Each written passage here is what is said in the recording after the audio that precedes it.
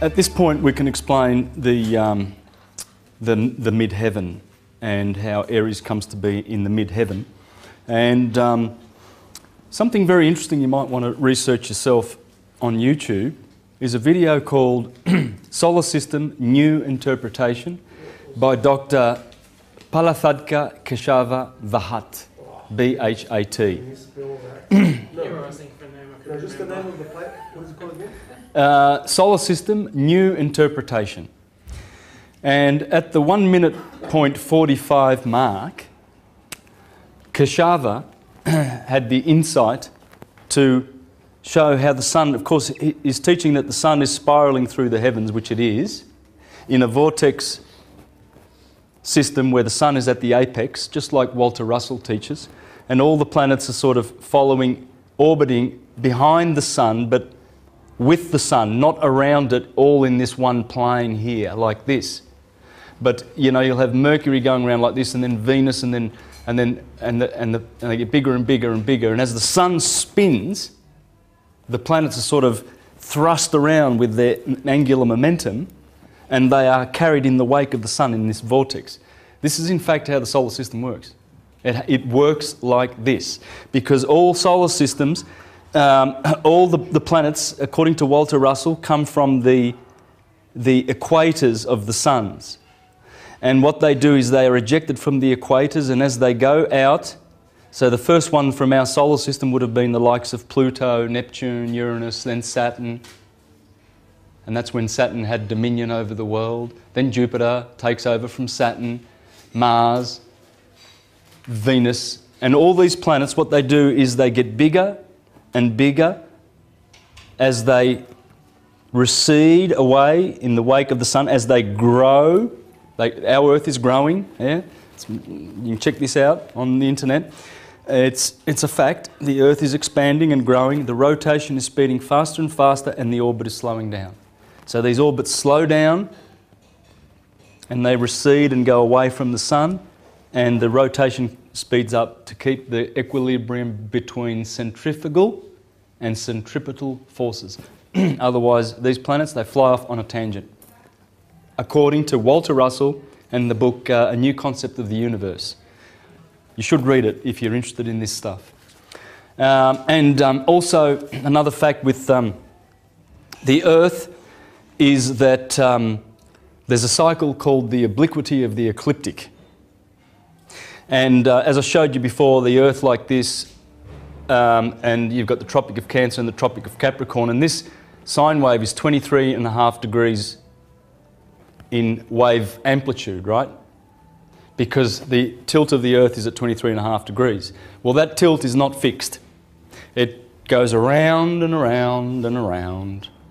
Every 2,160,000 years, it does one revolution.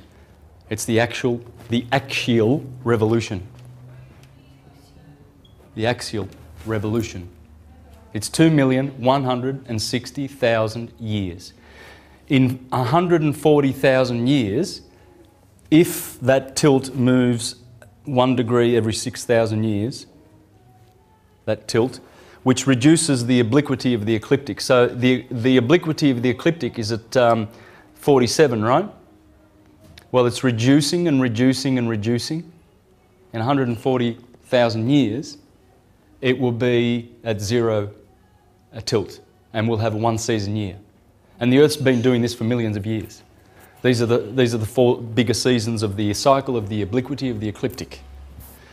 It's something very important to understand, because now that you know that the tilt is always migrating 360 degrees, the planets are growing, speeding faster, orbits are slowing down, that's how solar systems work. That's how the serpentary, the serpent, the spirit, and the spiral in the universe works.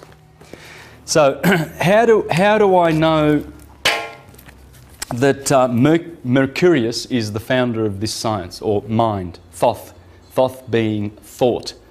And it's also the word of God. Do you know what the word is? The logos? Well, in the brain, in Aries, is the nous, the thinker. Taurus controls the mouth, the logos, the word, the speaker. And Gemini, the Holy Spirit, Father, Son and the Holy Spirit, is air, spirit, It's a spirit sign. So you've got, you can see it there. Fire, spirit, earth, the logos where the mouth is, and there's the twins of Gemini are the lungs, right? So it's to do with spirit. Well, that's nous, logos, and pneuma, the Father, the Son, and the Holy Spirit. Thought, speech, and action. The action comes in with the arms. When you build a house, you build them with your hands. And the Holy Spirit is considered to be the active force of the universe. So that's where thought, speech and action, which is what the philosopher improves in his life, is occurring.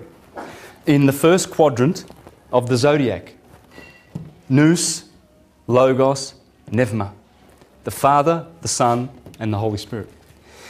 So he says here, we propose, this is Firmicus Maternus in Mathesius, the 8 books. This is the most incredible, insightful work on astrology you will ever read. It's amazing. And this is, I'm going to read from this, where he explains that the ancients of Hermes gave us this science and told us that Aries is the mid-heaven. It's the universal birth chart.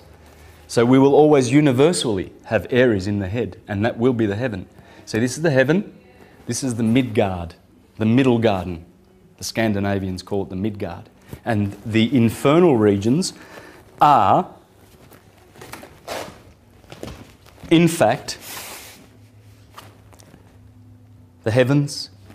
Can you see, if we put Aries there, can you see the head of the man? Adam Kadmon. There's the neck and the throat.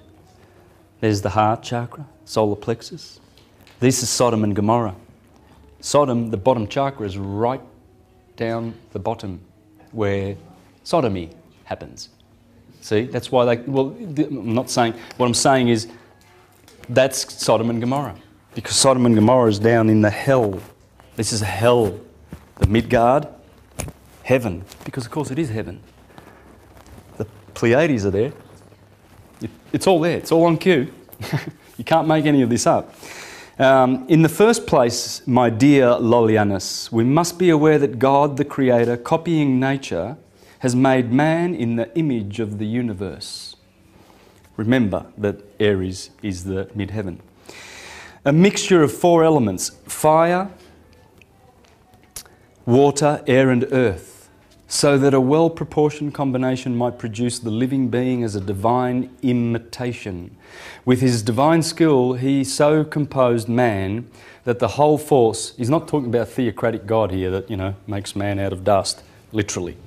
He's talking about the patterns, the invisible patterns that create matter. Patterns come from patterns and matter. That's the God he's talking about, matter. The deist creator, not the theist, theocratic God who intervenes and is so concerned in our affairs that he has to meddle in them.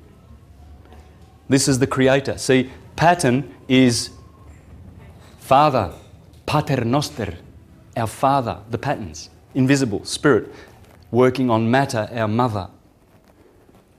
Okay, it's not hard stuff. This is how when you do your etymology and your ontology and your epistemology, big words I know, but check those words out and you know, and work out this, then you know. You're not going to be fooled. You're not going to be thinking that matter is evil and mother and the female is evil. You won't be doing that. You won't be reduced to these pathetic, stupid behaviours of churchgoers that do that. And they put women on one side of the congregation with their covers over their head because they're indecent somehow to God. It's funny, isn't it? God. That's the theocratic God. That's the one you run away from, guys. You slave for that one, but you serve the Hermetic God because all is serving. I serve. Ichdain. With his divine skill, he so composed man that the whole force and essence of the elements is collected in that small body. In this way, he prepared a lodging for the divine spirit which descends from the heavenly soul to maintain the mortal body. Remember the seven heavens? We descend and we get more vestments and more obstructions to our path back. The gods, they clothe us with stuff and they make us forget what we were. But then when we start remembering, we climb back up and our consciousness lifts. That's what it's all about. And unity consciousness is here. Division is sub-heart chakra. This spirit, though fragile, is nevertheless a likeness of the spirit of the universe. Thus man, like a tiny universe, is sustained by the everlasting fiery movement of the 5 planets and the sun and moon. That's how man is sustained. The 5 planets and the sun and the moon. Those divine men, altogether worthy and admirable, Petosiris and Nechepso. We're starting to get some names. Take note of the names, guys. Petosiris, or Osiris, Petosiris, and Nechepso, or Nechepso, who approached the very secrets of divinity, also handed down to us the birth chart of the universe in order to show us that man is made in the likeness of the universe according to those same principles by which the universe itself is ruled, and that he is sustained forever by those same everlasting fires. Petosiris and Nechepso in this doctrine followed Asclepius. Remember Asclepius? The healer, Ophiuchus, Hermes' subsequent follower, the healer, the god of healing. They're all principles. It's the principle. Mercury is the right divine brain that we're going into now with the higher consciousness. That's what it is. Mercury is the one that gives us this. This brain can't work that out. We need it to do all the data and the figures so that we've got the figures right, but we can only intuit it. It's got to be intuited. And that's what the higher mind is. Hermes. It's Hermes.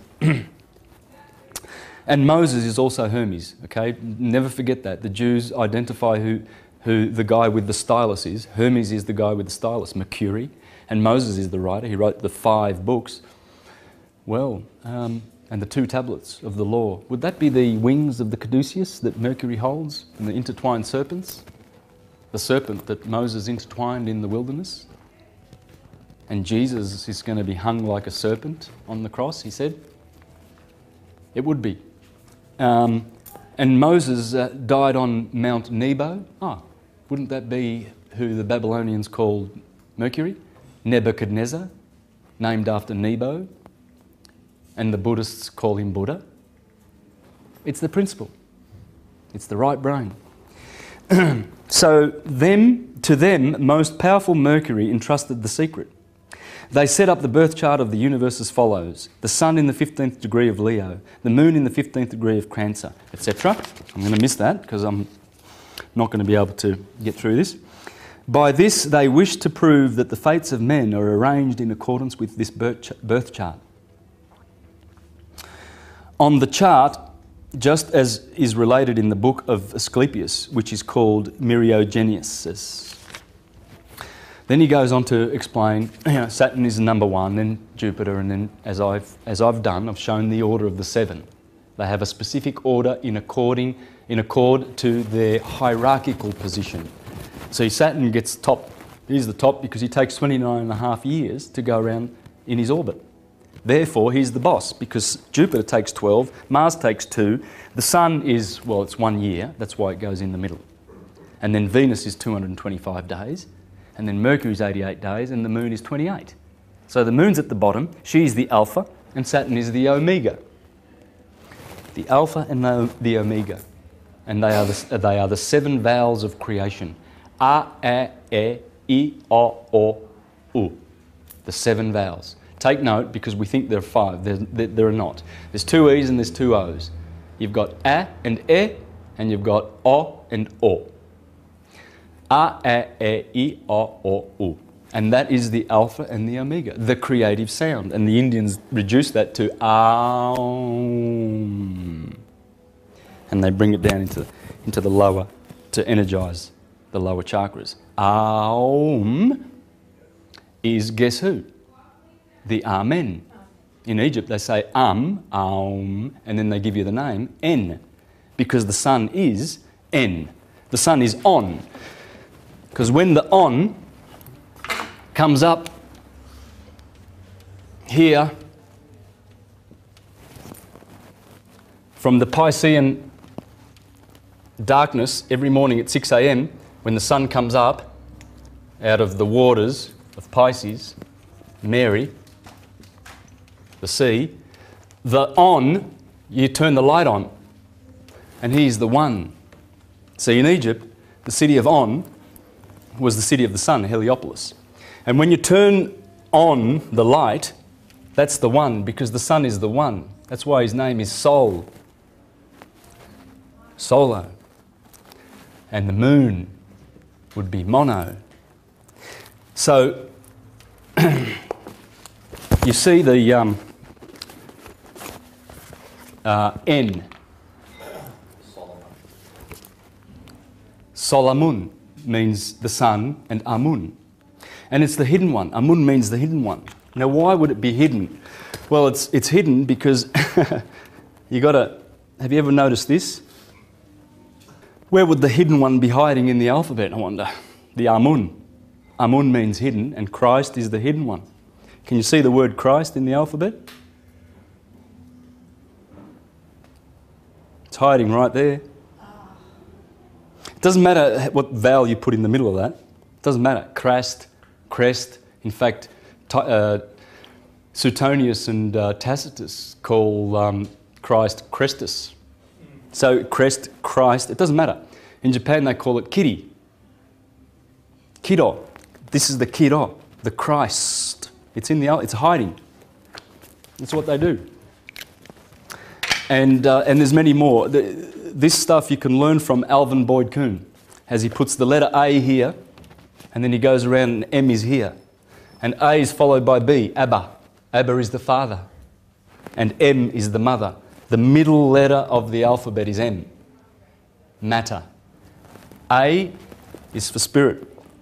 Spirit and matter. If you see the South Korean flag, for instance, you'll see that they have the yin and the yang, right? And this is the yin, red, and then the blue part, southern part of their flag is the water. M is water, marine, Mary, maritime, and N next door, navy, naval, nautical. So M and N, and in fact in the Jewish alphabet, M is mem, and it means water.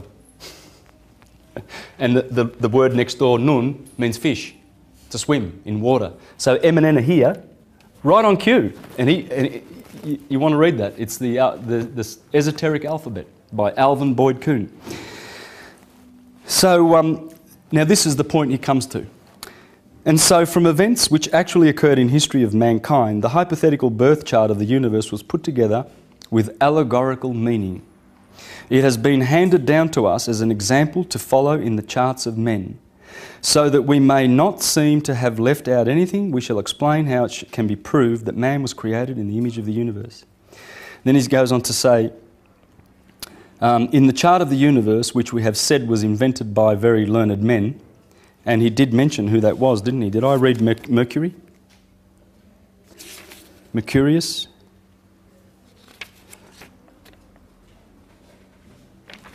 Necepso and Petasiris and Asclepius we got. Oh, and Hanubius is here too. Hanubius. Oh, here it is. To them, most powerful Mercury entrusted the secret. I did read that. Okay? To Asclepius, Hanubius, Petasiris, Pythagoras, Plato, because in the Prisca Theologia, the lineage goes from Hermes, the first, and then Orpheus, Asclepius, Agliathemus, Philolaus, Pythagoras, and the last one of the great divine line is the divine Plato. And then came the Neoplatonists, with Porphyry, Plutarch, Plotinus, Iamblichus, Ammonius Saccas, and then we come all the way to guys like Manly P. Hall in the modern era. And through the Renaissance we had Pico, we had Giordano Bruno. These were all Hermetic. They were teaching, in fact it was Marsilio Ficino, the Hermetist who translated Hermes. He was the one that spoke first and reminded mankind of the Prisca Theologia. They spoke of it all the time, and they tried to bring mankind back in that Renaissance time into the beautiful learning of the Hermetic ways.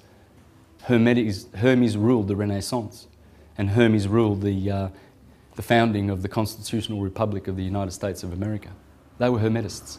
Thomas Paine clearly said in his book Age of Reason, the sun is a parody on, the Christians have Jesus and replace him as, it's a parody on the sun and nature's cycles. He exposed it there, that the sun was this Jesus Christ with his 12 disciples.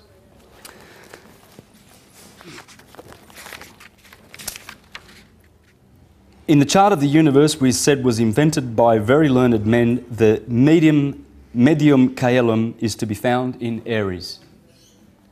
That's the point. Finally, I've arrived. See?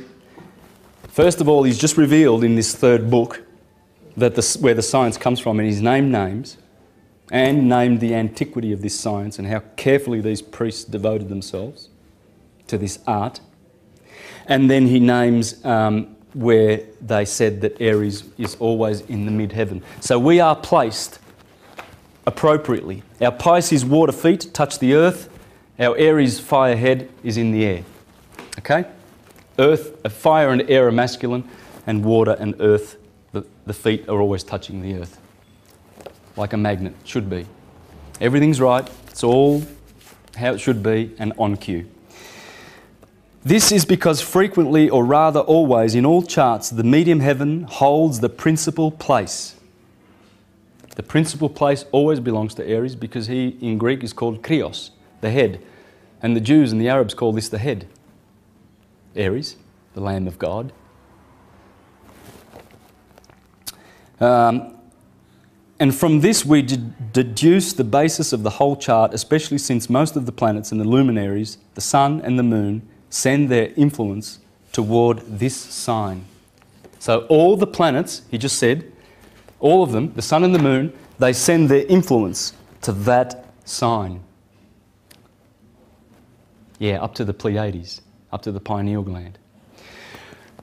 Now, the reason I mentioned Keshava the Hutt, at the 1 minute 45 mark of his video, The Solar System, New Interpretation, I urge you to watch it, and also have a look at Nassim Harriman's version of this solar system. It's a little bit different, but it works. And at the 1 minute 45 mark, you will see this. He was doing his thinking. He's got the sun going around. He's got the sun going around with all the signs of the zodiac, like this, as it goes spiralling through the heavens. And guess what he's put up here as which sign of the zodiac? Aries.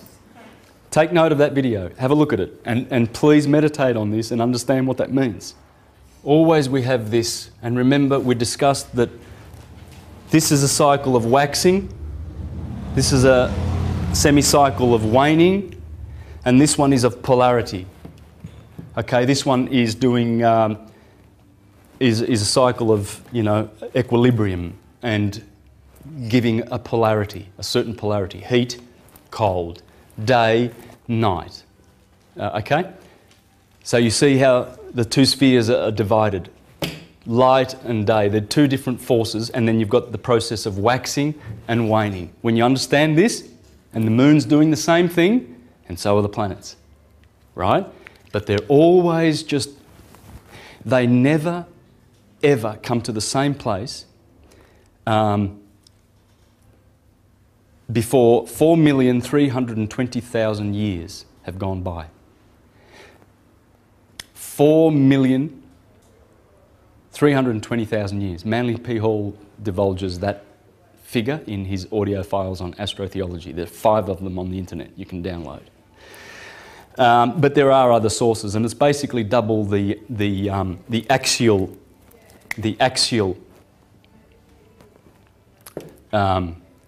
revolution. Remember that one? 2,160,000.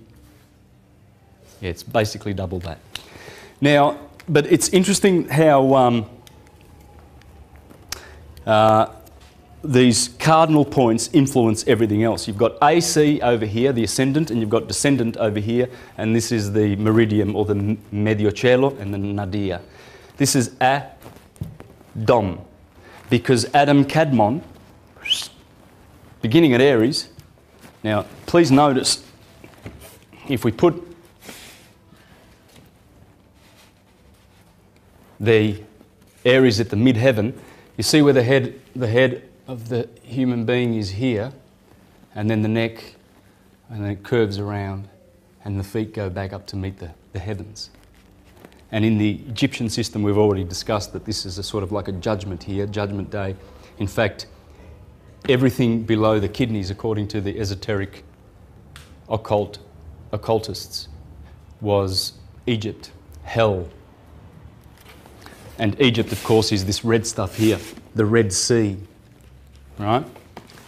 All this stuff helps. I know it's biblical and stuff like that, but it helps. Now, there are 4 virtues. The planets belong to one of 4 virtues, okay? You've got the active virtues and the passive virtues. The active virtues are hot and cold, and the passive are wet and dry. So this is important. Hot and cold. Hot and cold, wet and dry. Now, the planets will be 2 of either one of those things. For instance, the sun is hot and dry, undoubtedly. The moon would be cold and wet, although I might be mistaken about that. I know Saturn is cold and dry. And this is why Saturn is known as the greater malefic. In our solar system, those beautiful forces that they represent, Saturn and Mars are considered to be, Saturn is considered to be the greater malefic, and Mars is the lesser malefic. Combined, those two are responsible for about 90% of all the illnesses on this planet. Their forces. So you need to know where they are in your birth chart, number 1. This is for your health, okay? This is the health. So, what you know, let's grab a chart. There's a chart, for instance, okay? Now, this person is born under a grand cross. See those red lines that go, and the square, there's a square there and there's red lines running through them. That's called a grand cross. That's a cardinal grand cross. Because those points are in the cardinal signs, Libra, Cancer, Aries, and Capricorn. This will produce illnesses in the native. This person will have problems. Basically, that's a lot of friction. To be born under a grand cross is very, very special. I've got 4 examples here.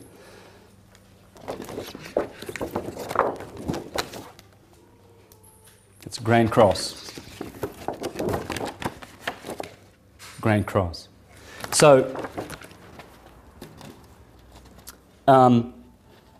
you see, remembering that Aries is the head, the moon here in the causal, in the macrocosm, is in the head. It's in Aries. This person's got an Aries moon. You? Here they have Mars in Gemini. It's this part of the body. And here's Uranus in Leo. You've got Pluto in Virgo. Neptune is in Scorpion, and he's very happy there in Scorpio, believe you me, because he's the higher octave of Venus. Right? Neptune. And he represents the same loving, benefic influences as Venus does. So Scorpio is the generative area. In fact, Neptune was in Scorpio from 1957 to 1970, 13 or 14 years for all those baby boomers. It explains the sexuality, believe you me. Have a look into that, what Neptune in Scorpio does. You see, Neptune has only gone around once since we've discovered him in 1848, I think it is. Don't quote me. But he was discovered in 1948. Well, just 2 months ago they announced that Mercury's done an orbit, finally. But in the 60s, all through the 60s, all the way to 1970, Neptune was in Scorpio. Believe you me, that defines that generation and the sexuality of that generation and the awakening, because he's a liberator in that sense. Okay, you've got Jupiter here on the cusp of Scorpio and Sagittarius. What I'm doing is I'm just showing you that this person has got a particular constitution and configuration. The planets have given this person a particular configuration, different to yours. There will never be another one like it. There's only one person that gets this. I mean, you know, you could do the birth chart for various people around the globe at this particular time, but and they'll have similarities, but they will not be the same. Like no snowflake is the same, even though it's produced at the same instance around the world. There's never one the same. Yes? Why is that? Well, that's the beauty of the patterns of the Father, impressing itself on matter. Because 7 is the number of nature, 12 is the number of mind, mind over matter. The septenary, the serpent, is going around, Quetzalcoatl, he's creating, he's the demiurge. It's the creator that the mind sends forth, this mind. The dodecahedron, ether, the cause. It's the stillness, it's the oneness. And the oneness must divide or tip its balance in order to create motion, because everything you see is motion. And this is why this science is so important, because when you understand that and you don't get fooled into thinking that there's any substance in the elements of the periodic table. Gold is hydrogen, hydrogen is sulfur. They're just different states of motion. And in order to grasp that, I would suggest reading Walter Russell's book, New Concept of the Universe. That man was had his pineal gland opened at a very early age. You can do research on him and find out, but... that wasn't the one that the trepanning, was it? Well, he relates to the world in his biography that that's how he got to know nature. And you can't debunk him. Try and debunk him. You won't be able to. Everything he says is electricity and magnetism. Electricity gravitates, and radiation, the feminine, radiates. And that's what you get here. See? You get gravity, or rather radiation, and gravity. See, what's going on is equilibrium is here. Creation occurs where you pull something off equilibrium. Otherwise, it wants to stay still. This is stillness. In order to, and it's oneness, and it's the universe. And in order to make the duality below sub-ether, it produces electrical effects, the suns, the father fountains. And they are responsible for everything that exists materially. And this is how it happens. We have, in this cycle, we have in the sine wave, the sin wave, we have the serpent. The 7, everywhere you go, everything's a septenary. And we as Manly P. Hall says, you cannot but run into 7s wherever you go, because we come from the perspective of a septenary. We are a septenary. We are a feathered serpent. The caduceus is in us, the tree of life, as I've shown you, the Kabbalistic tree, the 10 Sephiroth. That's us. We are the living Christ. The Apostle Paul says the Christ is within. And it's this Christ, by the way, as I said before to someone, what's a crystal? It's Christ. Same spelling. Because it's crystallized light consciousness. That's Christ. And we're crystals. We're carbon crystals. Dodecahedrons, icosahedrons. We're all of this. And it's all motion. So this person, now I know this person, by the way, and this person is very, very ill. Very ill. And the illnesses are there, you can see them. Heart. Now I got this from the book that I shared with you. So you've got these are the deacons, you see.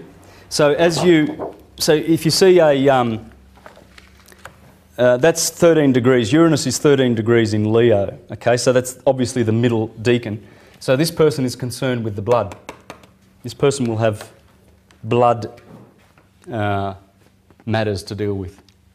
Now I've done hundreds of these types of charts for people, and I've always picked their physical problems. Pretty much if you go, this is pretty simplistic, but you can pretty much go with this. Arians normally have headaches. This person won't have headaches because these blue lines are trines and sextiles. Trines and sextiles, see, because these aspects, Uranus is aspecting with the moon, and it's fire with fire, that's a trine, it's 120 degrees, and that's giving good energy to that. You see?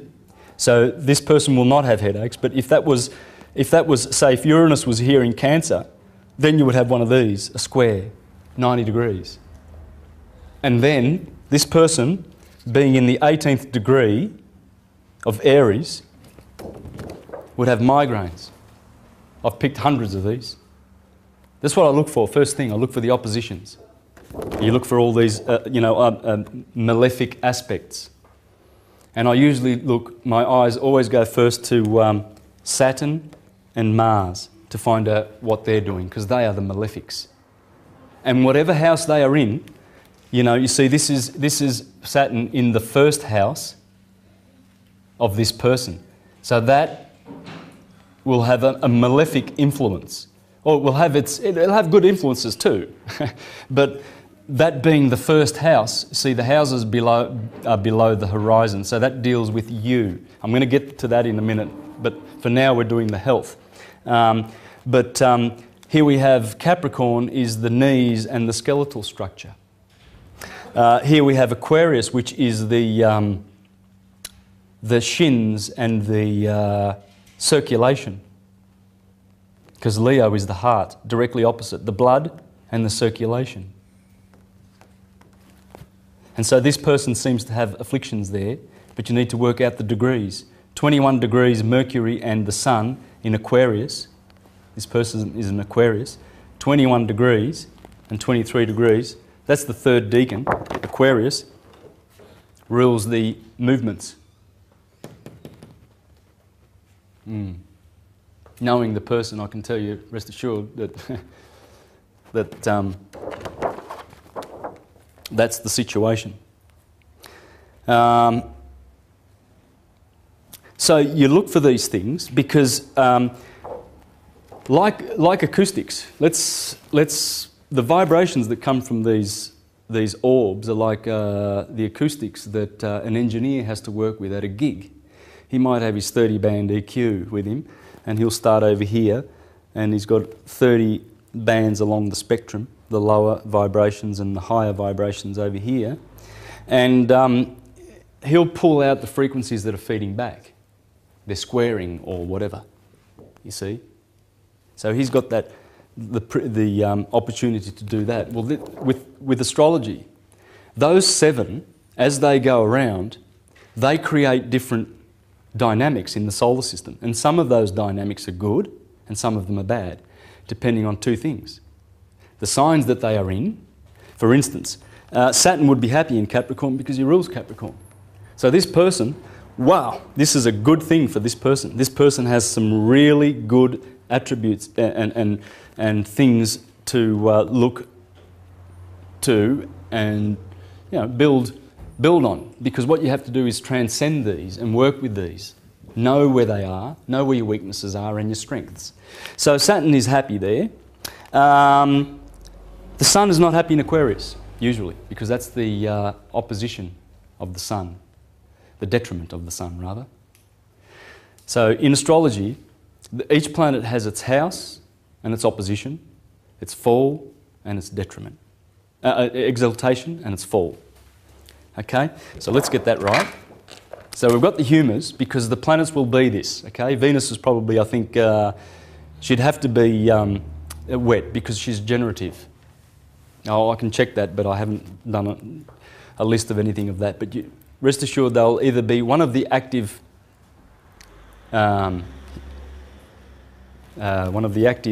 virtues, or one of the passive virtues. Okay, so you've got the house of a planet and its detriment. You've got the exaltation and the fall. Now, it's quite easy to understand how this works. It's interesting that the sun exalts in Aries. Why would it exalt in Aries? Any idea? Now that you know the science?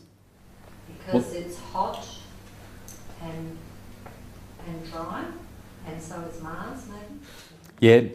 Yep, Mars and Aries being cardinal fire. Yeah, but there's another reason. Remember what we said about equilibrium and the polarity of light and darkness, right? And then, of course, remember what we said about waxing and waning. This is the point where the sun exalts, because finally, here he has been in Aquarius. He is opposite Leo, and that's where the sun rules. Sun rules over here, ruling house. That's the detriment of the sun. So as the sun goes through the detriment, oh boy, longer nights, shorter days. Finally, on the 21st of March, it reaches that point. That's exaltation. This is the fall of the sun, Libra. The sun falls because, remember, this is 6 p.m. God damn, when the sun goes down at sunset, it's fallen. And the Egyptians said that's the death of the sun, the judgment of the sun and the stars and all the planets that go beyond the horizon. The west is the death. So, you see, it exalts there, it rules here, has detriment there, it must have detriment there, and it must fall here. Well, the planets are doing that too. So you look for those things in your chart. So let's have a look at some examples of this then. Here we have a Piscean, but just on the cusp. So it's very, very strong to be on the cusp of two signs. Yeah. Haha. Yes. Okay. So March the 21st is when Aries begins. So the first 10 days, the first decan of Aries, we could call that top part of the head, that will be ruled by Mars, because Mars is in Aries. So the first decan gets to be there. These people are very martial, all the way to the 31st of March. Then this decan here, and by the way, these are affected by Pisces, people born here in that first decan. They have Piscean contamination or influence. Whereas these people from 0, 1 to 9, or 1 to 10, this decan, these are ruled by the sun. The sun is here and Jupiter is here. And this is how you work it out. Aries is the first fire sign, Leo is the second. It's got the sun in it, therefore it gets the second decan. Sagittarius down here is ruled by Jupiter, the third fire. Therefore Jupiter rules here. And that's how the decans work. Okay, and we see how the decans are going here.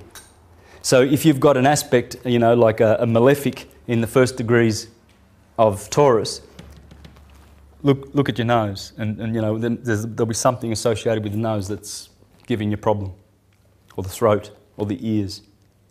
You wonder why your brothers and sisters have all got some certain affliction that you haven't got, and why certain people are are prone genetically to certain diseases and stuff like that.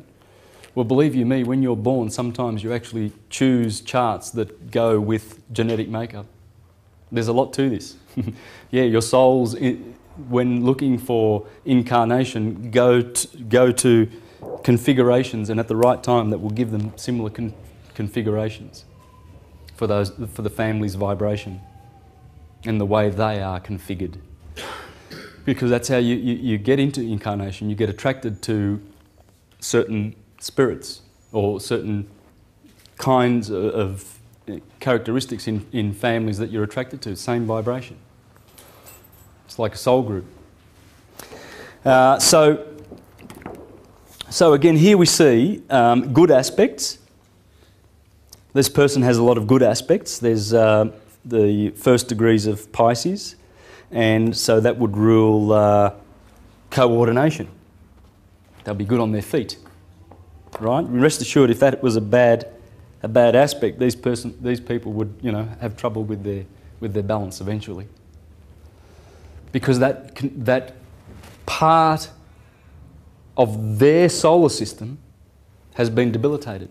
The acoustics are not vibrating the way they should. See, if those planets want to go around and rejoice in certain signs, they rejoice in certain... For instance, the sun is always happy in Aries. Loves it. The spring, impregnation. This is glorious, the exaltation sign of the sun. He knows where he's happy. He knows where he exalts. You see? But then if there's a planet over here and it's afflicting it, these Arians with afflictions, have usually got those particular problems: concentration, migraine and skull. Now, let's go on to the houses, because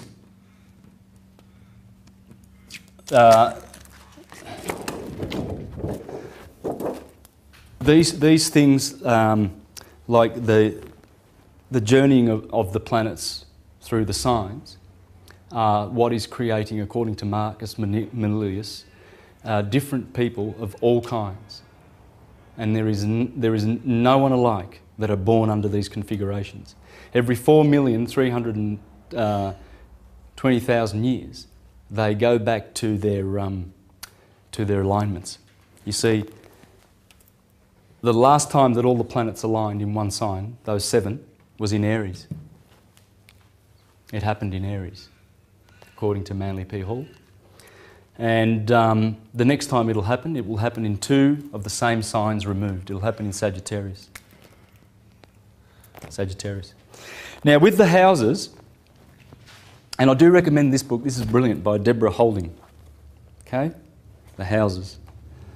I'd love to read portions of this. It's magnificent work.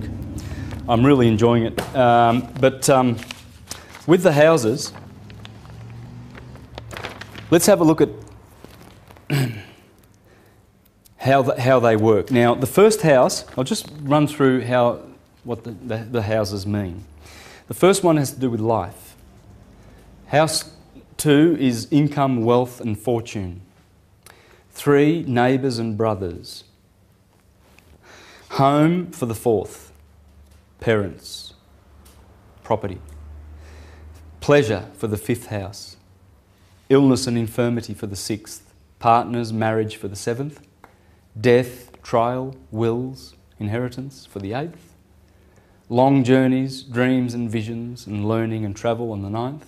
Careers, honours, dignity, glory, distinction, authority in the 10th. Friends, good spirit in the 11th. And enemies in the 12th house. Now, when we have a look at our zodiac signs, we see Aries, and we learn a little bit about Aries and its nature. Its motto is I am. So it's concerned with its isness. Yeah? And Taurus is I have. Taurus. And Gemini is I think. Cancer is I feel. Is anyone going to help me with this one? Leo is I desire, doesn't it? Okay. So there they are. Let's take note of those. We've got I am, I have, I think, I feel, I will. I will. Mercury and Virgo is I analyse. Well, that makes sense if you know Virgos. Venus and the scales, I balance. Scorpio, I desire. Sagittarius, I see. It has to do with the eyes, Sagittarius. In fact, that's one-eyed. According to Marcus Manilius, this guy has an affliction in one eye. The centaur, I see. Saturn, I use. In Capricorn. In Aquarius, I know. And Jupiter, I believe. Let's have a look at if the houses actually correspond with these. Well, the first house, and by the way, the houses go this way, okay? The first house will be here, in fact, because that's the ascendant, and the first house must ascend in order to be the first house. And then the second house follows the first house, so this is the second house. It doesn't go that way, all right, because we're following nature here. But the first house is dealing with life. The second house I have, well, Taurus, the materialistic sign, I have, dealing with income, wealth, fortune, profit, property, livelihood, etc. Gemini, I think, the third house, dealing with brothers. Would there be two twins in Gemini? Pollux and Castor, brothers. The crab is the home. So the fourth house, which will of course be over here, that's 1, 2, 3 and 4. The fourth house, which we have to go this way to get its meaning. The crab likes to bring in her family. She brings things in. She's motherly. It's the moon is here, that's the mother. The moon is here. Water is here, cardinal water. It's a cardinal water sign, it feels. It's a crab, motherly, and the moon. How many more motherly things do you want in the fourth house? You know, so it's doing with parents and the home, right? Because remember, the sine wave is going to obey the influence.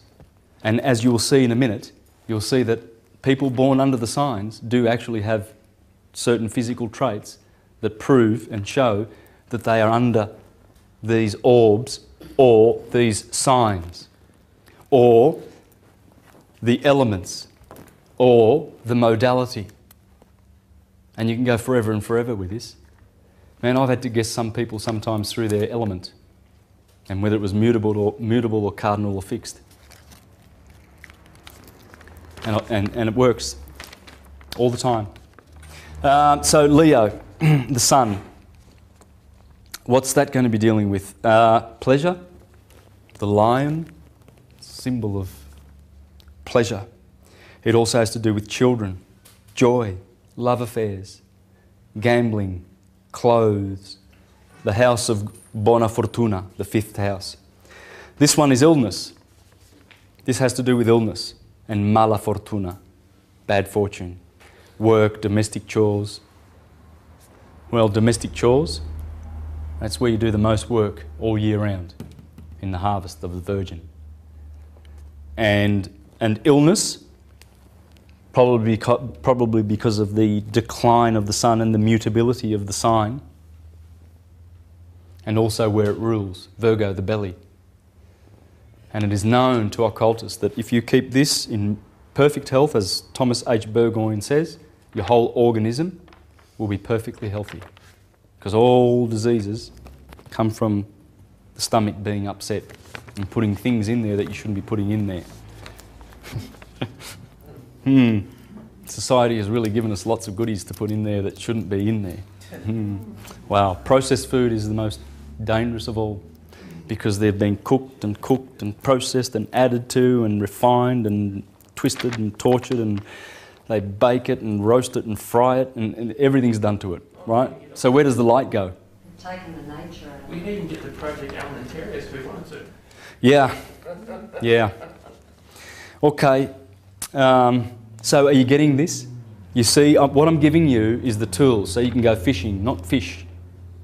I'm not just giving you facts. I'm showing you how to work out the houses and think for yourself. The first sign must be, the ascendant is Aries, because it is there. That's where it is. This lives here. This is how it is, and you do not change it. Never will change. Aries is always going to be the mid-heaven, and it's always going to be the top of your head. You can't put the fish here. The fish swim in water, and the brain needs electricity. See, that is electricity. Okay, let's do this. Electricity, magnetism. Chemical energy, kinetic energy. Now you're getting it. And I'd like to thank Johan for that. Check out pateo.nl for some good information which harmonises. He's a guy in Holland who's done some research, and it's good research. I hope I'm not doing the wrong pateo.nl. And he explains these fours. He's good with the fours, believe you me, with the elements fire, air, earth and water, and a lot of this science just perfectly harmonises with this. So you're working it out yourself. Obviously this must have to do with you, the first house. This must have to do with your fortunes. This has to do with your brothers, because the brothers are there, the mother's there. Has to do with your parents and mother and family. And this has got to be pleasure. Summer. Midsummer, pleasure. The sun is in his glory in Leo. The dog days are here. They start here. You know, July 4th with Sirius in behind the sun, because they said, the ancients, that when Sirius conjuncts the sun, that's the dog days. And because of her electric forces, remember what we talked about before, how much influence she has on our solar system. Well, when she's behind the sun in the dog days, the little dog, Canis Major, Sirius, she's cooking us. And so this is pleasure. All right, the sixth house, sickness, illness, the stomach and Virgo and mutability. Partners. You, individual, just you. Your partner, opposite. Check out the opposites. There's a relationship. Short trips, Sagittarius, long trips. Anyway, there's many more, but I'll keep going. Virgo, so Libra. How about this one? This makes sense. What's the eighth house? Death. Scorpio. Generation. That's the testes or the ovaries. That's what Scorpio rules. So when man and woman, husband and wife come together to reproduce, they give death. They don't give life in the Hermetic wisdom, don't they? So it's the house of death. That's Scorpio, but it's not, you know, death is life. The philosopher knows that when you die, you live. We come from spirit into matter for a, you know, in the sine wave, in the spiral of time for a short period, and then we disappear back to where we came. There's no more body. It's in the grave, in the tomb, is it not? Scorpio has to do with that death also, because when the sun goes through that sign, which it is in now, what is it, the 6th of November, we're right in the heart of Scorpion energy, man. Fixed water, very emotional, generation, death and life, deep esoteric sign. These people make good priests. Yeah, they do. They go, their nature, this Mars with fixed water and Scorpio, because the serpent is here too, and the eagle. They have that eagle. I'll show you in a minute. I've got some photos of Scorpios, and you see they all have beaks, bird beaks. This is not, I'm not making it up. I see Scorpios all the time. I see that bird beak. I see the bird. I go, oh, this is a Scorpio. Yeah, there's a Scorpio coming. You can see it. You can see the canine in Aries. You can see the feline in Leos. The bovine, the equine, you can see it. If you can't see it, you're not looking for it. So this house is, as I said, long trips. And by the way, remember I said short trips over here? Well, in the Mediterranean, most boats were called Pollux and Castor. In fact, the Apostle Paul took a boat from Malta to Puzzoli, I think, near Naples, on a boat called Pollux and Castor, because Pollux is Paul, the Apostle Paul. There's many hints as to Paul being Apollo, the sun, and that's one of the hints in the Bible. And there's many others. I mean, he had an affliction in the eye. Well, opposite Gemini is long trips, Sagittarius. Remember, Sagittarius is the one-eyed. And the Apostle Paul has an affliction in the eye. And that's a fact. You can read the Bible, it's in there. Paul, Apollo, Pollux. So this is how you've got to think. When you start putting all these various bits of data together, then the whole piece just comes together. Everything connects. There is nothing that does not connect. Are you seeing that? Are you appreciating that aspect of this? Yeah, nothing's sort of wedged in and it sort of doesn't fit. It all flows, all of it. And it must, if it's a perfect science and if it's going to do us any good. Why would Hermes give us? I mean, and Hermes, you've got to remember, is the guy who, as I said at the start, these guys, the indigenous wisdom keepers, they know how long Hermes has been around for. And they know that those guys were much more conscious and smarter than we are now. And there's one symbol of that to remind us. The Cheops. The Great Pyramid. Let's call it the Great Pyramid because Cheops didn't build it. And these guys tell the truth about this 50 or 60,000 year history of Egypt.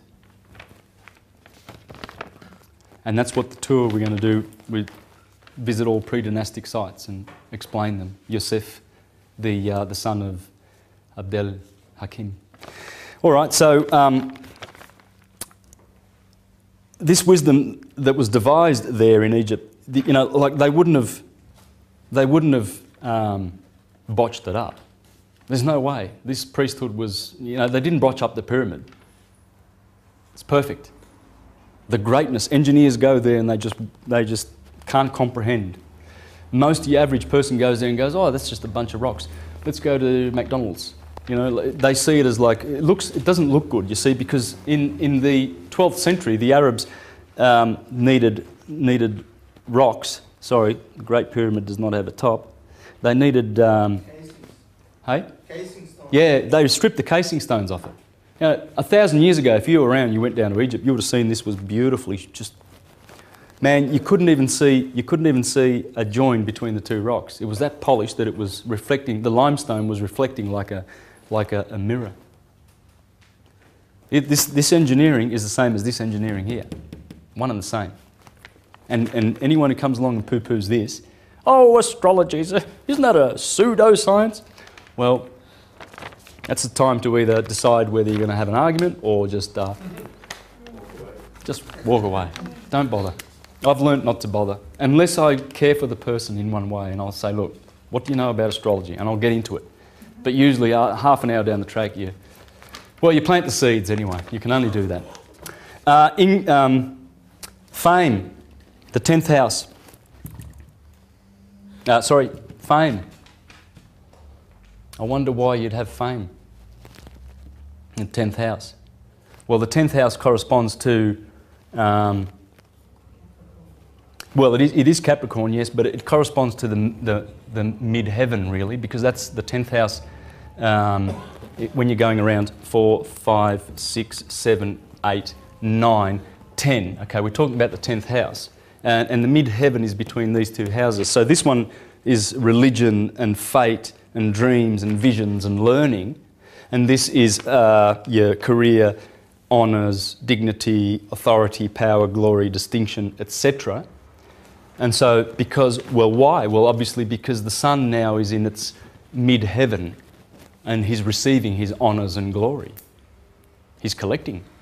He's dignified. We look up and summer sun, you can't say, oh, you weak sun, you know, my plants aren't growing, you're useless. You can't curse the sun on that day. You can curse him here if you're so inclined. Yeah, I don't know why you would, but that's the blessings. He's in the top of the kingdom. So of course you're going to get honours and fame and glory.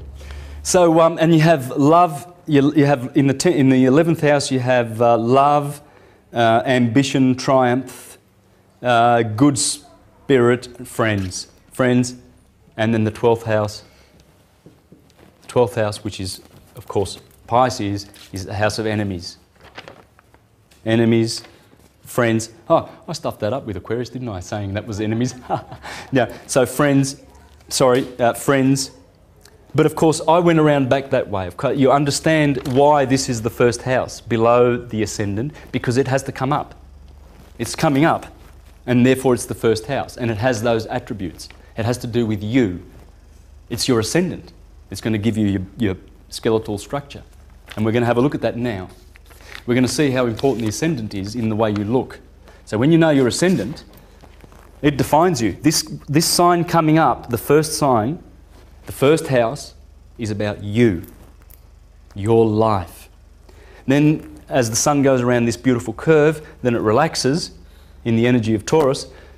It tells you about what you're going to have, how much of it you're going to have, what planet's in Taurus. If Saturn's there, squaring with Mars, ooh, forget about it.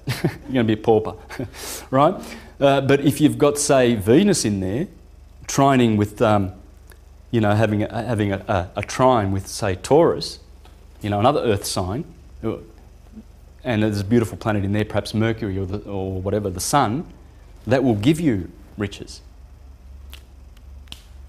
And you see that. I've seen that in my family. I won't give an example because it's negative on me. I'm the one that never has money. My brother always has money. I checked his birth chart. Yeah, and there's money in his birth chart, and he keeps looking down at me saying, why don't you save your money? And I look at my birth chart and I go, nah, well, yeah. Saturn's the malefic, the greater malefic. Mars is the lesser malefic. Jupiter is the greater benefic, and Venus is the lesser benefic. But the Sun, the Moon, and Mercury, Mercury is is a hermaphrodite. He's never further away from the Sun than 28 degrees. And Venus is never more than 48 degrees. Mercury and Venus and the Moon, because they are inferior, remember they're in the inferior world because they're closer to the Sun. So you can never see Venus full, never. She is always 2/3 full, or 3/4. That's why, the Arabic flag with the crescent, that's not the crescent of the moon. That's the crescent of Venus. The green flag is the sign of Venus, the colour of Venus. Yeah, but that crescent proves how much science the Muslims knew. Yes. Because the Muslims, they actually were the first religion to officially recognise science. The Vatican would never do that. Christianity would never do that. The Muslims did it because they were into science, and they brought this science to Cosimo de' Medici when the Renaissance flowered. But that crescent is Venus. They're telling you how much they know about science, because that flag was invented before the telescope of Galileo. So how did they know you can never see Venus full in her glory? If she could, she'll be much shinier than Jupiter.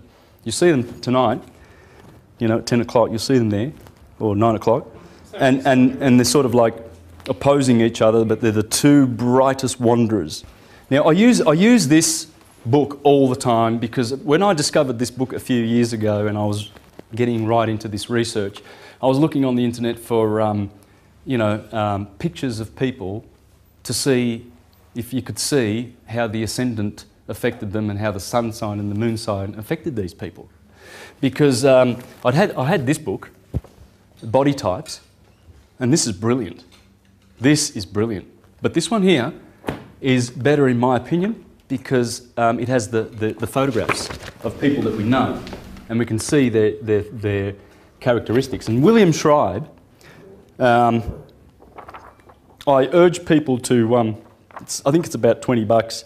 I actually carry it on my website, but if you're overseas, I prefer that you go to William Schreiber's Astrovision's website and purchase it, because I'm trying to just look after, like Australia and that. So, but this book is brilliant. William Schreiber was very thorough with his research, and he's come up with a great product, I think. It's just brilliant. And through the book, you can see pictures of people that, you know, these are Sagittarians. You can see the equine features, you know. Jupiter rules, they're jovial. Jupiter is, remember, the greater benefic. Jupiter is beneficent. When you've got him in your sign and there's nothing opposing him, in fact, when you're looking at someone's birth chart, check out what Jupiter's doing, because Jupiter absolutely dominates the whole birth chart. And find out where your Jupiter is. Mine's in my feet, in Pisces. I know what that means for me. I've got Mercury and the Moon in my feet. And I know what that means. So if you look at the Adam Kadmon, you see that that's there, right, in Pisces. And my Sun is in the head. Mars is in Leo. I've got Mars in Leo. I know why, because Mars is bitter. Mars rules all the bitter. And remind me, please, to share some wisdom from Al-Biruni about the planets and what they rule. For instance, Mars rules all your bitter foods, everything that's bitter. Saturn, everything that's sour. Jupiter, when you're having sweet watermelon, you thank Jupiter, because it's Jupiter's rays that produce that sweetness. Everything, every effect is from those causes. And you just have to look for them. And you have to know what's in your constitution, where your sun is, where your moon is, what aspects are there, what's debilitating you, why are you sick. And once you do, then you can have crystals. You can have crystals set up so that around your body, wherever you need, so that they can add energy, either positive or take away negative energy from that particular sign. You see people, why do people wear blue gemstones around their neck? They try to keep, because this is the blue chakra. You see, and it helps with the voice. Sagittarius, I mean, you can see, I've done this before. Let's contrast Sagittarius with Scorpio, shall we? Look at the bird beak. Can you see a bird beak there? So it's the eagle, isn't it? Yeah. Yes. These are the bird people. You can see it. And they're not so, I mean, your Sagittarians are clearly, that's Jupiter, that's Mars. Remember, he's the greater benefic and he's the lesser malefic. Right? So can you see the malefic influences here when you're sort of, not that these people are not as happy as these people, it's not about that. But you can just see that Mars is in there, the bird, and you can see the fiery scorpion, the eyes. You can see that focus, their eyes, the intensity and stuff like that. You look for that certain thing. Here's what William Schreiber has to say about these people. He says, in the middle of the fall season, the darkness of night noticeably dominates over the day. The leaves have fallen from the trees, the grass has turned to brown, and life force has entered a state of dormancy. It is so obvious that nature's resources are now limited. Remember, we're talking about the fall, huh? We're talking about... And it's interesting, another thing that I forgot to mention before, see where the fall of the sun is? Well, that's where autumn begins, at the fall. I didn't put it there. They always said that Libra was the fall, and the fall of the sun, autumn, is beginning here. Okay? These things are very, very precious when you start putting them together like that. Why was that Mars and not Pluto in this? Pluto is also there. Yeah, Pluto is also in Scorpio, but we just deal with the original 7 planets in Hermetic wisdom because they are the active septenary force, and the others are sort of like on another octave, but also influence in a very similar way. So they should be considered, yes, and factored into it, yes. As I've done, I'm going with the Western School of Hermes in all of this. And that also, there are 48 constellations, whereas today there are 88. Okay, so they've added constellations to here, so they've filled in the spots and they've put other little constellations in here, but these are the original 48. When the sun goes through that ecliptic and those deacons go through also, everything happens on cue. I'm going to do a presentation on this soon. And I'm just going to deal with this and show you how Perseus slaying Medusa is here, where you wake up in the morning in the fiery Aries, and that fire smashes all the starlit night. And the stars flee when the sun comes up in Aries at 6 a.m. every morning, and Perseus is there to strike Medusa. Just like Samson kills his 1,000 with an ox jaw, a bone of an ox. You know, he didn't just go around killing people because he was a man of God. You see, Christians tell these stories, churchgoers tell these stories to their children, these grotesque stories, and expect them to believe them literally, and they do, and it horrifies them. Little do they tell them that it's happening in the stars, for goodness sakes. There it is. There's Samson, you know, and he's got his club. It's Perseus killing Medusa, the starlit night. And then it's all on cue. I mean, all right, here's a Regulus. See that star in Leo? Regulus. That's one of the 4 bright stars of the fixed signs. Regulus is here. Antares is in Scorpio, the red star, Antares, right on cue where the generation happens. Regulus in Arabic, according to these guys, is the Messiah. So when we enter the age of Aquarius, opposite is Leo, is it not? So the vernal equinox over here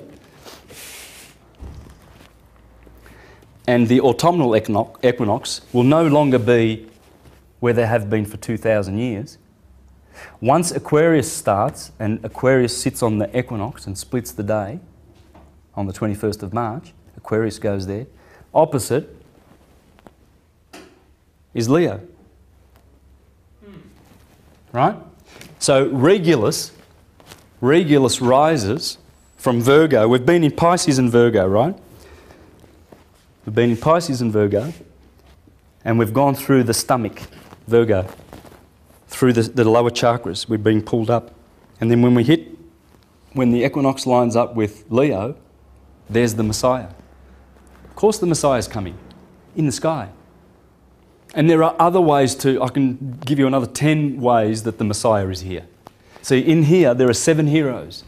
Perseus, Ophiuchus, Orion, Bootes, Cephas, Auriga, and anyway, there's one more. There are 7, okay? And their positions, those 7, they are the Christ that are coming, because they're always coming. Remember the 4 horsemen of the apocalypse, right? I showed you the white one, the white lamb, it's always on this equinox. The green one, because it rules green, the pale horseman of the apocalypse. The red horseman's over here because it introduces the red. And the black is here, Osiris, the dark one, Saturn, black. The colour of Saturn is black, unmistakably. Like the colour of green is Venus. And how do I know that? Well, let's have a listen to Al-Biruni, shall we? Saturn, Jews and those who dress in black. That's why they celebrate the Sabbath on Saturn Day, when they wear black. Well, it tells you. This is 1,000 years ago, right? Christians, Jupiter. Christians, those who dressed in white. Yeah, because Christians are from the Church of Jupiter. Mars, idolaters, wine bibbers, dressed in red. Idolaters. Sun, wearing a crown. Magicians, Mithraists. They follow Mithra. Mithra. Ra is the sun. Venus, Islam. Green. Mercury, disputants in all sects. Moon, adherents to the prevailing religion. What else does he teach us? Saturn, extremely cold and dry. The greater malefic. Male, diurnal. Disagreeable and astringent. When you eat astringent food. Offensively acid. Stinking, jet black. Also black mixed with yellow. Lead colour. Pitch dark. Of course, these produce the humours too. Bile, blood, phlegm, the 4 humours. Blood, black bile, yellow bile, and phlegm. Take note. All right? Mars, extremely hot and dry. A lesser malefic. Bitter. You ever had something bitter that you don't like? Now, if you know your Ayurvedic medicine, you know that you need to have your 7 tastes, don't you? You see, in the West, we love our sweet and sour. If you want to be healthy and if you want to be like really vitalised, you must have all the tastes. Please enjoy sour and bitter. Include them. The Indians teach this. The Indians teach that. That's why they have cardamom and they have... yeah, they put it all in there. And that's why when you eat an Indian food, it's got all these flavours. It's really strong with flavours because they know they've got to balance the 7 to be healthy. Anyway, I'm going to deal with that in the last part of the Priscatologia on the 20th. So on eating and things like that. Not that I'm, professing to be some kind of expert or anything like that, or giving people advice, but I'm just pointing to what the people who know say, and you can verify this. All right, let's go with some more stuff from this guy here. See, Saturn is cold and dry. Jupiter is hot and moist. Mars is hot and dry. The Sun is hot and dry. Venus is cold and moist. Here are some other things that the planets rule. You've got Saturn, greed in vice, and prudence in virtue. Jupiter, gluttony, temperance. Mars, anger, fortitude. The Sun, pride and faith. Venus, lust and justice. Mercury, envy and hope. The Moon, sloth and charity. In fact, charity comes from church, and church is Circe, which is the moon. Of course it's charity. The virtue of the moon is charity, because she's the church. Now do you remember that Isis saves Osiris because they cut him up into 14 pieces? Well, remember the moon... we had the moon, and we said that when she waxes, she's Isis, and then she turns into Nephthys as she wanes, okay? Yeah. Well, Osiris lives down here. He's Saturn. He's black, and he's dead in the tomb in Tartarus. So the 14 pieces that Osiris gets chopped into are the 14 sub-equator lunar mansions. She has 14 houses here, and she has 14 above. She has 28 houses. And there they are. They are the houses. Everything below quarter moon waning and below quarter moon waxing is the 14 lunar mansions that Isis begins here. See that beautiful slither? The crescent of the moon? When you first see that, traditionally the Jews give that day Monday, right? Because this is Sunday, because the sun blots out the new moon. You cannot see the moon for one day. And this is Saturday. Saturday, Sunday, Monday. That's how they worked it out. And that there, when you see that light, that blessing of light of the moon beginning on her climbing her holy mountain, takes 14 days for the ovaries, for the eggs in the ovaries to mature. If fertilised, 270 days later, the woman in the womb will produce an offspring. Otherwise, 14 days later, the woman will menstruate. And that's the beautiful cycle of Isis. Right? So Isis, when she picks up on her journey, she saves Osiris and puts him back together again, all his 14 pieces, and reinstates him as Horus on the horizon every morning. And the Horus... Sorry? It's the seat of Mars, isn't it? Yeah, Mars is here, Yeah. in Aries. Okay, but great, thank you. But it's the male phallic. Mars is... Why do you have... why does Mars have that? Because that's the phallic of Osiris in Mars, and Horus comes up and he's born again. Osiris is always coming out of the tomb. So here's the tomb, and remember Jesus, the Son, says, Lazarus, come out of the tomb. Oh, he must stink, he's been there for 3 days. Yeah, the Son dies for 3 days down here, between the 21st and the 25th of December. So here we have Librans, okay? So you see the equilibrium of their features. Yeah, and like I said before, supermodels, Librans make good supermodels. There's a lot of them. And they're also got the thinking with the air sign. And you know, look, who have we got here? John Lennon. You have a look at your air types and the musicians, for instance. You know, their lyrics are very, very mind-focused and centred, aren't they? John Lennon, Bob Dylan, Bruce Springsteen.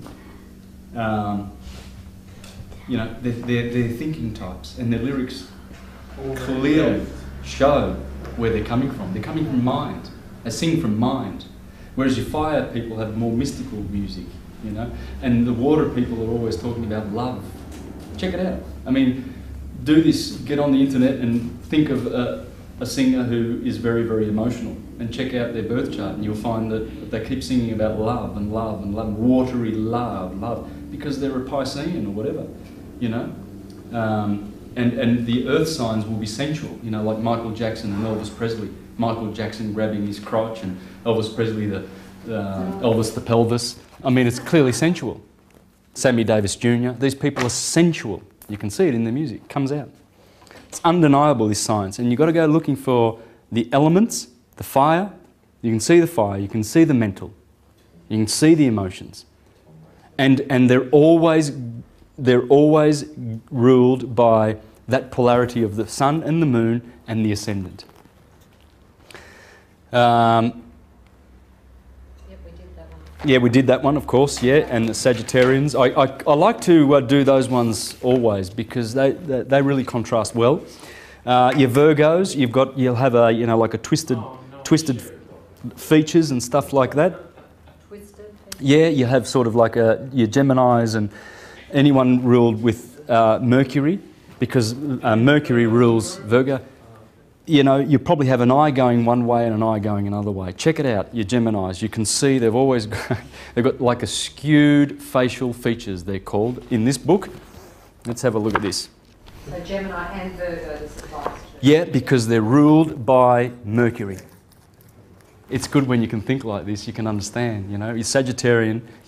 I've got a cousin who's Sagittarian and he's always smiling. You cannot wipe the smile off his face. And I've got two other female cousins that are the same, Sagittarians. Love them, love them. Yeah, and we all do, we love them. You know, people like Brad Pitt, always smiling. You see Tina Turner's beautiful smile. Who can I... Well, I mean, we've just seen them, haven't we? These people are like... The smile is there. It's beautiful. That's Jupiter. You can see the sweetness. Jupiter bestows sweetness upon people. Virgo, you can see the Mercury here. These people are very... they look like the magicians and the gypsies and you know, they look very, very eccentric because they've got mutable Earth and they've got Mercury. Mercury is giving all these contorted sort of features that they have. Chin goes one way, nose goes the other way. Same with Mercurians. Aquarius, I mean, look at the gaze on these people. The air, you can see the fixed air in the mind. It's mental, it's a mental sign. Look at this, the way William Schreiber's depicted them. And they walk with airiness because it rules the shins. You'll find that these people are good with athletics because they've got a lightness of air. It's a light air thing, and good fighters. If you're looking for fighting, good fighting, just have a look at all your Bruce Lee. He's a Sagittarius, fire. Tony Jai, Aquarius, fighter, and he's a very, very light. He can do somersaults. You know, have you seen Tony Jai? The Thai kickboxer fighter, his movies are just absolutely exquisite, much better choreographed than Bruce Lee's. He's Aquarius. Jackie Chan is Arian. Steven Seagal is Arian. Jean-Claude Van Damme is Libran. You see these, and they are great fiery fighters because their sign will support them in their fight, in that. Leos. See the feline features? You know, these are all different kinds of cats to me. I don't know. I see lions when I see these big manes. They have manes. They do. They have these lion manes. Leos. And they are feline. They really, really are. Aries, electric. You see the electricity of Aries, that cardinal fire at the beginning, that fieriness, the sun just going, and the aspect of impregnation, that's very electric. This is the point where the sun exalts and it gives such a burst of electricity and impregnates all the other planets. Because that's what they are. You see, the planets are like particles to an atom, which is the sun, electric, and they are magnetic. And as they go around, the sun is always impregnating them. And see, these people have got that clear, that flower, blossom, spring energy, electric. So what we've learnt in the astrological part of the Prisca Theologia is we've learnt the fundamentals of the physics that underpin this science. Okay, you can see the natural cycles in there. You can see what the electric sun is doing with its beautiful light and darkness, waxing and waning, and how it affects these cardinal points, these four horsemen of the apocalypse as they go around, how they affect the various kinds of people, with the planets interchanging their admixtures of different influences, and we have all these different people that come from the different positions, as Marcus Manilius says. No two are alike, and no fortunes are the same. And so why do we give importance to astrology? Because astrology is the science of as above, so below. The correspondences are all there. I've just shared with you a handful.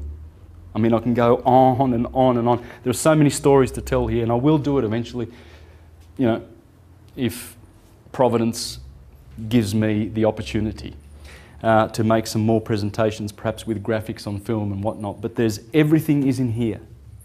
That's the above, and this is what Hermes taught us. The right mind taught us this when we were more conscious. And obviously we are suffering from the effects of the Dark Ages, loss of consciousness, and as we awaken in these days, which we are, because the sun, the spiralling sun, is taking us to greener pastures. There is no point where the sun meets here on the 21st of March every year. It doesn't go to the same place. It's spiralling forever upward, forever. It never comes to this point at the same place. Remember, the sine wave is there because it's telling you about linear time. As it goes forward, it goes cyclically, not like a wheel. A wheel goes back into itself. This is a cycle which continues in its nature and behaviour, but does never come back to the same place. So we're always growing with this. The feathered serpent, our solar system, we just have to trust that that feathered serpent takes us to greener pastures. In fact, the minds tell us that it will. Because on the 21st of December 2012, and I've explained this on other videos where this galactic alignment is going to occur, then shall start newer influences and different influences that like we've not seen for a long time since our awakening, because we are awakening. And the dead that shall arise, that the scriptures talk about, the dead shall rise, that's not dead in terms of in the tomb and then all of a sudden you pop up out of the tomb as literalist Christianity try and teach. It's talking about that we have been dead in sleepfulness. We have been sleeping. Now as we learn this stuff and we remember the symbols now because we know what these mean, they've been lying dormant in the winter of unconsciousness for thousands of years. And the Romans went destroying the temples of Egypt and defacing their monuments and the hieroglyphs that they didn't understand. And the Christians, you know, they destroyed the Mediterranean's cultural, spiritual, hermetic heritage. Alexandria, the library was burnt. Israel, in Jerusalem, the temple, the initiates there was destroyed. Carthage, you know, she snuffed out all the lights so that she could rule in a fictional world for thousands of years. Now as we awaken and we reclaim our dominion, this science is essential. Astrology is the science of as above, so below. And it is the beginning of understanding who you are. When you realise that you are this, and you look up and you go, twinkle, twinkle, little star, how I wonder what you are. You know what the stars are. They're fountains of life. They are atoms, atoms. And they all have different glory. There's no star that is alike in the universe. Just like there's no other creature that is alike. Not a star. All of their polarities are different and all of their natures are different. They are all different. Study this one, Aries in Scorpio, and see how different they are. And then you'll understand where our influences and our destinies lie. We are young stars and we are returning to the stars. Thank you.